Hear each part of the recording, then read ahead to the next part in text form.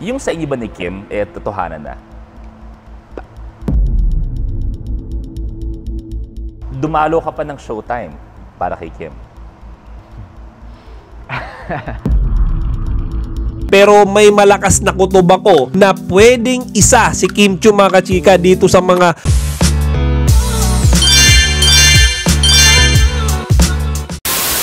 magandang araw, mga kachika. Rigel po ulit ang inyong Chika Patrol. Bago tayo magsimula, mga kachika, inaanyayahan ko muna kayong mag-subscribe dito sa ating munting channel para palagi kayong updated sa mga latest at nagtitrending na mga showbiz balita. Alam nyo, mga kachika, aliw na aliw ako dito sa recent vlog ni Luis Manzano, kung saan nagkaroon siya ng pagkakataon na ma-interview si Paolo Abilino. Marami silang pinag-usapan dyan, mga kachika, partikular na sa karir ni Paolo Abilino. Pero sa content naman natin ngayong araw, mga kachika, magfo-focus tayo doon sa topic nila kay Kim Chiu. Mga kachika, may mga tanong kasi dyan na related or involved si Kimi. Ano ba talaga sila ni Paolo Abilino? May namamagitan ba talaga sila? Kaya halika, simulan natin. Simulan natin yan, mga kachika, sa tanong ni Luis kung ano ba yung feeling ni Paolo na talaga namang napakalakas ng Kim Pao Love Team.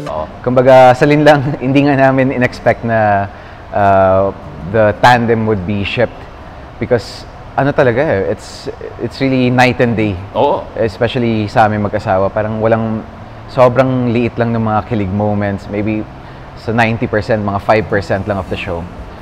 So parang doon nakuha rin yung cue ng Dreamscape to come up with or to test waters here in yung tandem namin here in Secretary Kim. Di ba, mga kachika, kahit tayo alam naman natin na talaga namang kapag Kim Pao ang nakita natin sa ating mga Facebook wall, sa ating mga YouTube recommendations, auto-click kagad yan kasi sobrang excited tayo malaman kung ano na ba yung mga ganap sa kanilang mga buhay. Ito yung sagot ni Paolo, mga kachika. Kasi when we started doing Luis Descents, ang daming nagre-request na magkasama kay ni Kim. It goes to show na napakalakas ng Kim Pao following. And you have your fair share of followers, di ba? Pero anong pakiramdam na iba din ang lakas ng mga Kim Pao? I'm very appreciative. To be honest, Sir Luis, Kuya Luis, for them to keep on posting, keep on editing stuff, to keep on tweeting, that takes time and effort. And I appreciate time and effort. So, you know, whatever I can give back in ways I can in my performances or in interviews like this, I try to do my best. Maximize it. And maximize it. Yeah. Alam nyo, mga kachika, natuwa ako sa sinabi niyang yan kasi napakaganda na na-appreciate niya pala yung mga fans na sumusuporta sa kanila. Ako, mga kachika, isa akong Kim Pao fan at nung sinabi niya na na-appreciate niya yung mga tao or mga fan na alam niyo, gumagawa ng content, nag-i-edit, nag-i-spend ng time and effort para, alam niyo, makapag-deliver ng mga ganap sa kanilang dalawa, sa kanilang love team. Mga kachika, sobrang masaya ako dahil doon sa sinabi niyang yan. At yung kanya namang simpleng way para masuklian yung suportang ibinibigay natin sa kanya, yung mas gagalingan niya, mas pagbubutihin niya yung kanyang pag-acting sa mga proyekto niya. Di ba, mga kachika, kumbaga tayo rin makikinabang doon pag nakikita natin na maganda ang performance ni Paolo, mas lalo tayong gaganahan na panoodin yung kanyang mga pelikula at serye. Dr. Paz, ikaw ba ay single ngayon?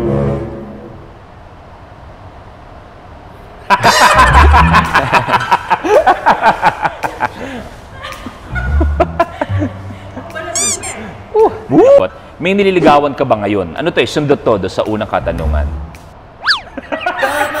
Alam mo, pabili na lang tayo na sisig. Yun lang gawin na lang natin. Kasi puro inom na din ginawa mo. Hindi ako. Eto. Diyan naman sa tanong na yan, mga kachika, medyo dinudge siya ni Paolo. Hindi niya sinagot. Pinili niyang uminom ng alak kaysa sagutin. Pero personally, mga kachika, opinion ko lang naman. Feeling ko single talaga ngayon si Paolo.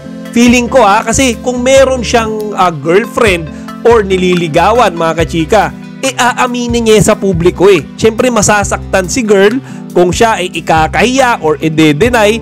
Kaya ano yan, mga kachika, feeling ko hindi niya lang sinasabi or inaamin direkta pero single ngayon si Paulo. At syempre, hindi niya rin sasabihin kung meron man siyang nililigawan dahil yan ay pribado mga kachike. Yan yung something na sasabihin o isa sa publiko niya siguro kapag sila na nung nililigawan niya. Hindi ko alam mga kachika pero may malakas na kutob ako na pwedeng isa si Kim Chiu mga kachika dito sa mga love interest ni Paulo kasi silang dalawa lang naman yung laging magkasama. Kahit nga wala na silang mga proyekto mga kachika, di ba, this past few weeks, makikita natin na halos araw-araw silang magkasama at lagi silang masaya and sweet to one another kapag sila ay together. Ngayon, etong parte na ito mga kachika, uunahan ko na kayo.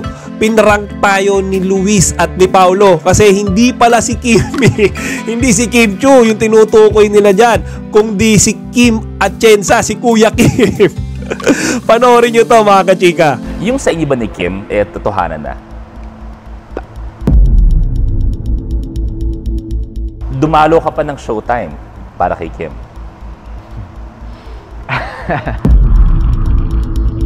So, totoo na nag-workout kayo ni Kuya Kim Atienza? Totoo. Nag-workout kami almost everyday. Napakasipag ni Kuya Kim. Baka pinunta mo sa showtime dati, sinundo mo, tapos nag-gym kayo ni Kuya Kim. Nagmotor kami sabay, tapos nag-gym. Sino ba akala nyo?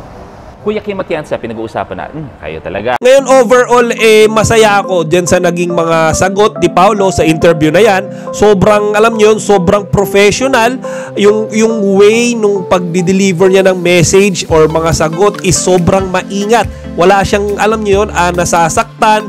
Wala siyang sinasabing pwedeng makapanira sa iba. At higit sa lahat mga kachika, yung na-appreciate niya tayong mga Kim Pao fans na walang sawang sumusubaybay at sumusuporta sa kanilang dalawa ni Kimi. Kayo mga kachika, anong masasabi niyo dyan sa mga sinagot ni Paulo Abilino? Ilagay niyo lang dito sa comment section para mapag-usapan natin. Chika Patrol signing out. Kachika, huwag niyong kalimutan mag-like, comment, and subscribe. Para sa iba pang mga celebrity news, i-click lamang ang mga videos na ito.